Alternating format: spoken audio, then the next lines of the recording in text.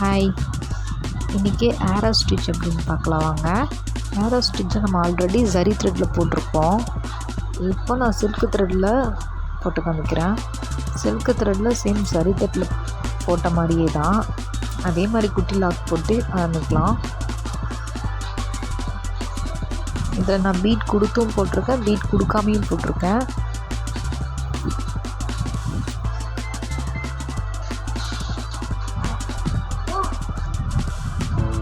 Long loop, lock, அப்படியே கீழே இறக்கி ஒரு long loop, lock,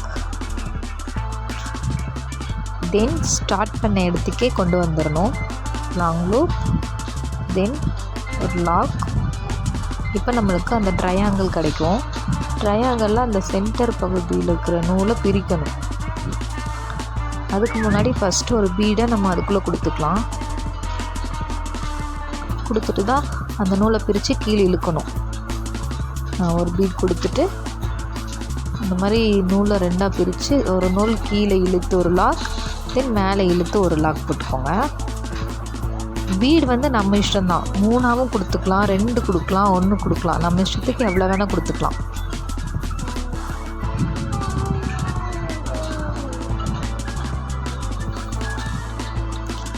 long loop,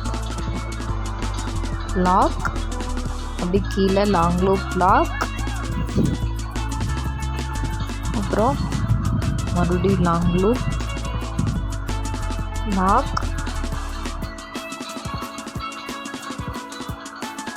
இப்போது சென்டரில் இருக்கிற த்ரெட்டை நம்ம ரெண்டாக பிரித்து கீழே ஒன்று ஃபஸ்ட்டு பீட் கொடுத்துக்கலாம்.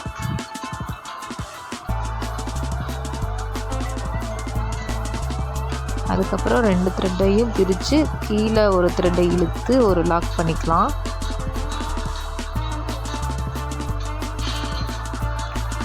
அப்புறம் மேலே இருக்கிற த்ரெட்டையும் லாக் போட்டு முடிச்சுக்கலாம். இந்த மாதிரி எல்லாத்தையும் போட்டு எடுத்துக்கலாம்.